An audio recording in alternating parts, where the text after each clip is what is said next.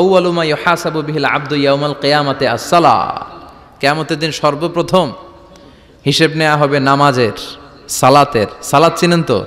কুরবানির গোশত খাওয়ার মাঝখানে যেটা খায় ওটা, হ্যাঁ, এটারে বাংলায় আমরা নামাজ বলি। কি বলি? নামাজ। বিশ্বনবী ইন্তেকাল করবেন, রুহু বের হয়ে যাচ্ছে, দুই তিনটা শব্দ বললেন, এর মধ্যে একটা ছিল সালাত। আর সালাত, উম্মতেরা নামাজ, নামাজ, নামাজ ছেড়ে দিও না। আমা মালাকাত আইমানুহুম। মানুষ ইন্তেকালের আগে শ্বাস বের হয়ে যাচ্ছে, রুহু চলে যাচ্ছে, ওই মুহূর্তে কি জরুরি কথা বলে নাকি ফালতু কথা বলে? সবচেয়ে জরুরি কথাটাই তখন সে বলে যায়, ঠিক কিনা? কথা বলেন। বিষ্ণু বলেছিলেন নামাজ। ওমরে ফারুক, ওনার কাছে আবু লুলু আল মাজুসি এক অগ্নি উপাসক এসে বিচার দিল, ইয়া ওমর আল ফারুক, আমার মনিবের নাম হচ্ছে মুগীরা ইবনে শুবা, সে প্রতিদিন 4 দিরহাম করে আমার কাছে চার্জ করে। এত টাকা চার্জ করে কেন? উনি জিজ্ঞেস করলেন, তুমি কি কাম পারো? আমি খঞ্জর বানাইতে পারি। খঞ্জর চিনেন? ছোট্ট ছুরি আরবরা পকেটে রাখে। ওমানের সুলতান কাবুসের ছবি দেখবেন, এখানে একটা খঞ্জর আছে। আমি খঞ্জর বানাইতে পারি। খঞ্জর বানাতে পারো? মদিনায় তো কেউ বানাতে পারে না, তুমি খঞ্জর বানাইতে পারো? তুমি তো অনেক টাকার মানুষ মিয়া, তোমার মনিব তো অল্প টাকায় চার্জ করছে, এটা দিতেই হবে। আবু লুলু কয়, ওমর তুমি সবার জন্য এত নরম, আমার জন্য গরম, তোমারে আমি বুঝাবো। সে বাড়িতে যে একটা খঞ্জর বানালো, মাকবাদাতুহু ফি ওয়াসাতিহি, যে খঞ্জরের হ্যান্ডেল হচ্ছে মাঝখানে, দুই দিকে ধারালো ছুরি, এটার ধার দেয়। আর কয়, ওমর তোরে আমি বুঝাবো। প্রতিদিন ধার দেয়। সাইয়েদনা ওমরে ফারুক মসজিদে নববীর ইমাম, ওয়াকানু ইউসাল্লুনা বিগালাস, তখন ওনারা অন্ধকারে নামাজ পড়তেন আউয়াল ওয়াক্তে। আমরা তো দেরি করে পড়ি, সুন্নাহ অনুযায়ী আগে আগে পড়া ভালো। আপনি মসজিদুল হারামে গেলে দেখবেন যে কত আগে ফজর পড়ে, ফজরের 1-1.5 ঘন্টা পরে সূর্য ওঠে, ঠিক কিনা? তো সে একবার ছদ্মবেশে ফজরের সময় প্রথম কাতারে যে হাজির, আসলে কিন্তু মাজুসি, সূর্যের পূজা করে। খঞ্জরটা নিয়ে এসে দাঁড়ালেন। ওমরে ফারুক ফজরের সময় ঢুকলেন, বললেন আকিমিস সালাহ, একামত দাও। একামত দেয়া হলো। ওমরে ফারুক আল্লাহু আকবার বলে অন্ধকারে ফজরের সালাত শুরু করলেন। প্রথম রাকাত যখন পড়ে ফেললেন, রুকুতে যাবে, ইন দ্য মিন টাইম সে খঞ্জর বের করে ওমরে ফারুককে 3টা স্টেবিং করেছে।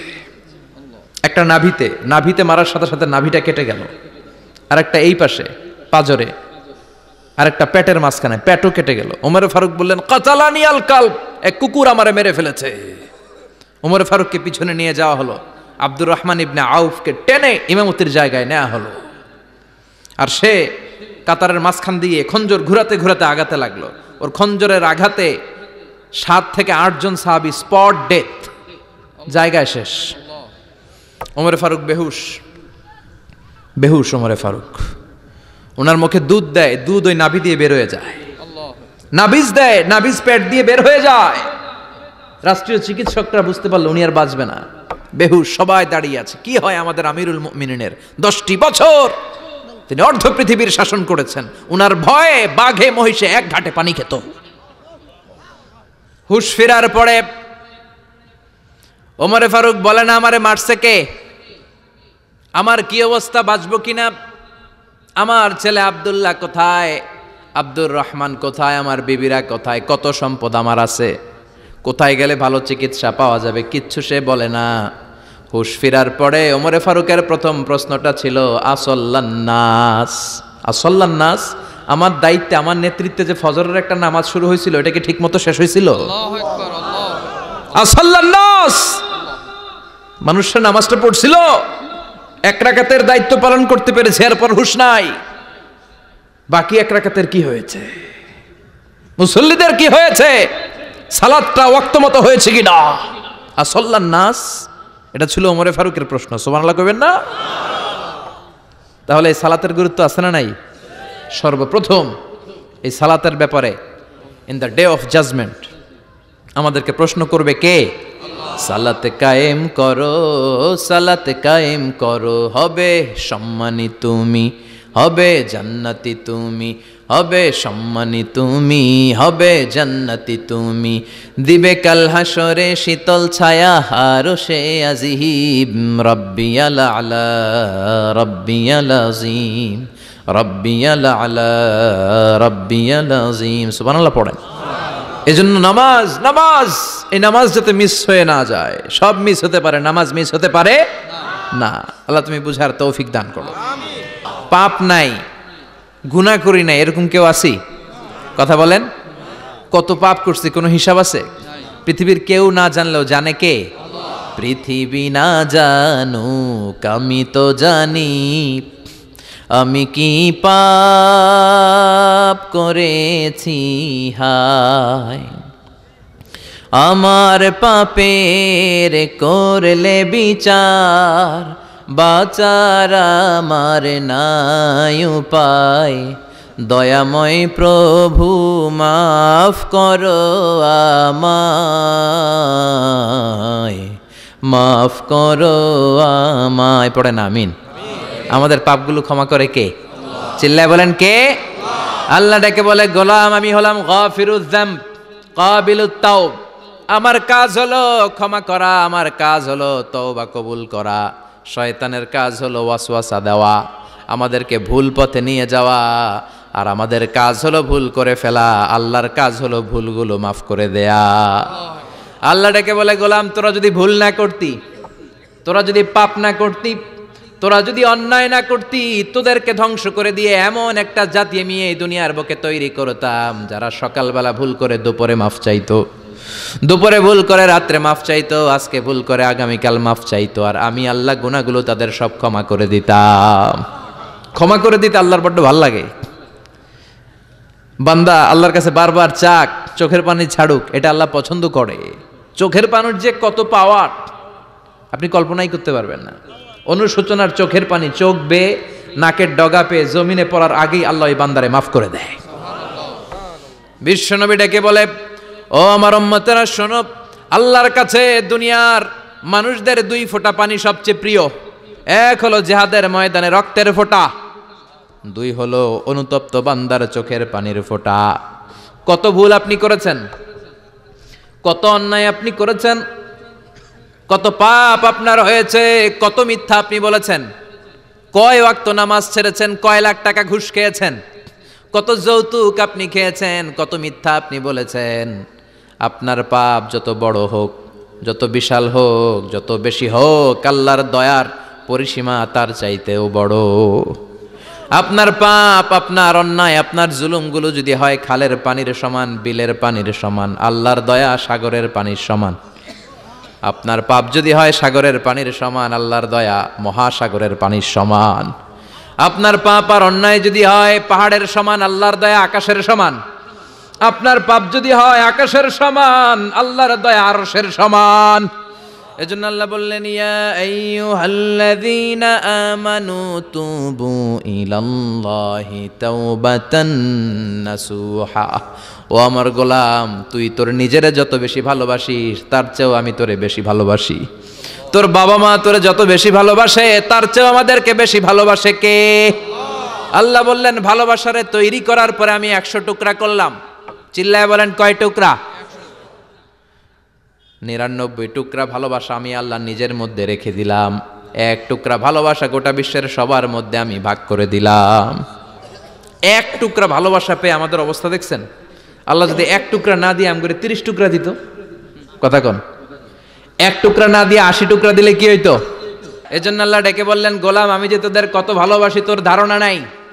চোখের পানি ছাড়, গুনার কথা স্মরণ কর, তওবা কর। তওবার মতো তওবা করলে সব গুনাহ মাফ করে দিতে পারে কে? আল্লাহ। বিশ্বনবী বলে, আমার কোনো গুনাহ নাই, তারপরেও প্রতিদিন 70 বারেরও বেশি আমি তওবা করি। আল্লাহে ইন্নী আস্তাগফিরুল্লাহ ওয়া আতুবু ইলাইহি আকসার মিন 70 মাররা। Could you imagine that? কল্পনা করছেন কোনোদিন যে নবীর গুনাহ নাই ওই নবী তওবা পড়ে প্রতিদিন 70 বার, আকসার 70 বারেরও বেশি। আমার পড়া দরকার কয়বার?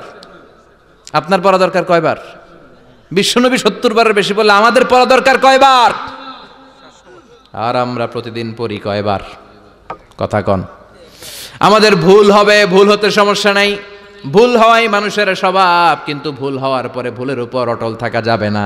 শয়তান আর মানুষের মধ্যে এই মৌলিক পার্থক্য। শয়তান ভুল করে ভুলের উপরে আছে, ঠিক কি না? ক্ষমা চায় নাই, কিন্তু আমরা সকালে ভুল করলে দুপুরে মাপ চাই কার কাছে? 19 সালে ভুল করলে 20 সালে মাপ চাই কার কাছে? মৃত্যুর আগ পর্যন্ত আমরা ক্ষমা চাইলে ক্ষমা করে দিবে কে? সব সময় 24/7 তওবার দরজা খোলা, দুইটার সময় ছাড়া। ভালো করে মনে রাখবেন, মুখস্থ ঠোঁটস্থ যেন থাকে। দুইটার সময় তওবা কবুল হয় না, চিৎকার করে বলেন কয় সময়? এক হলো বাদাল গারগারা, গরগরানি যখন আসে, মালাকুল মাউত যখন চলে আসে, মালাকুল মাউতরে যখন দেখে ফেলবেন তখন তওবা কবুল হবে নাকি? কথা কন। ফেরাউনের নাম শুনছেন? ওরা যখন আল্লাহ লোহিত সাগরে ডুবাইয়া পানি খাওয়াইতে লাগলো, পানি খাইতে খাইতে পেটটা হয়েছে এত বড়, আর পানি খাইতে পারেন। এরপর হাত তুলে কয় আনামিনাল মুসলিমিন, কোরআনের আয়াত, আনামিনাল, হাত তুলে কয় আমি মুসলমান। ফেরাউন নাই বলে মুসলমান, আমরা যাবো কই? কথা কহ। ফেরাউন হাত তুলে কয় আনামিনাল মুসলিমিন। আল্লাহ কয় টাইম ইজ আপ, দেরি করছস, অনেক সময় দিলাম, অনেক সুস্থ রেখেছি, ক্ষমতা দিয়েছি, দাপট দিয়েছি, তখন যদি ঘাটটা নত করে, মাথাটা নত করে একবার ক্ষমা চাইতি, ফেরাউন তোরেও ক্ষমা করে দিতাম। কিন্তু সময় শেষ হওয়ার পরে আমি মুসলমানদের অন্তর্ভুক্ত বললে কোনো লাভ হবে নাকি? আল্লাহ বলল সময় নাই, সময় শেষ। কারণ মুসা আলাইহিস সালামের চাচাতো ভাই অনেক দাওয়াত দিল, জাকাত দে। কারণকে জাকাত দিব না, এই সম্পদ আমি কামাইছি, আল্লাহ দেয় নাই। মুসা আলাইহিস সালাম বললেন তাহলে আযাবের অপেক্ষা কর।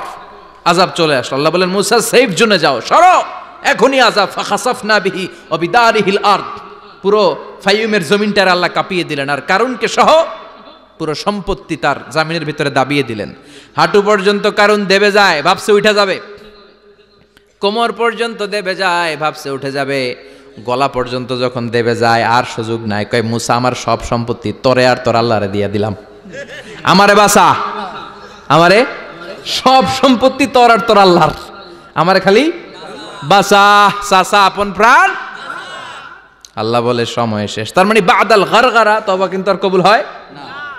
এই হলো একটা। নাম্বার 2, বাদা তুলুই শামস মিন মাগরিবিহা, প্রতিদিন চাঁদোলাতে সূর্য কোন দিক দিয়ে ওঠে? কথা কয় না, পূর্ব দিকে। কিয়ামতের আগ দিয়ে সূর্য আর পূর্ব দিকে উঠবে না, পশ্চিম দিক থেকে উঠবে। যেদিন প্রভাতে পশ্চিম দিক থেকে সূর্য উঠবে, ওই দিন থেকে তওবার দরজাটারে বন্ধ করে দিবে কে? আল্লাহ। তার আগ মুহূর্ত পর্যন্ত জীবনে যত গুনাহ করেছি, অন্যায় করেছি, চোখের পানি ছেড়ে ক্ষমা চাইলে ক্ষমা করবে কে?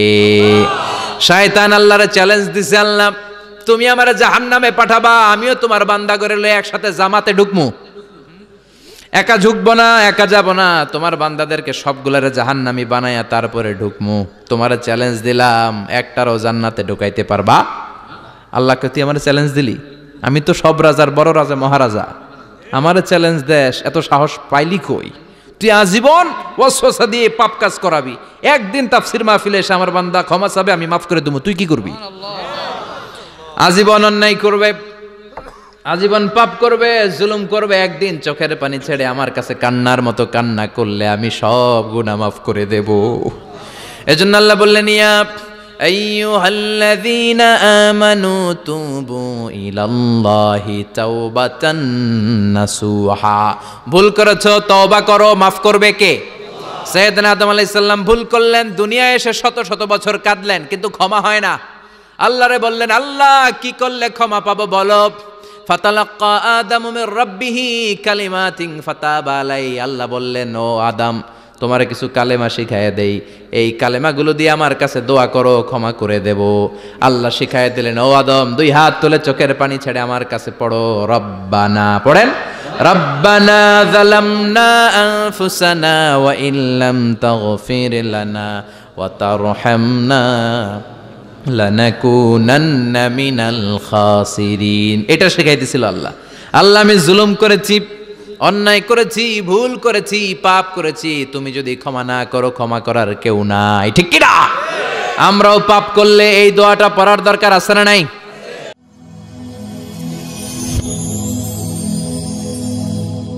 Rose TV 24.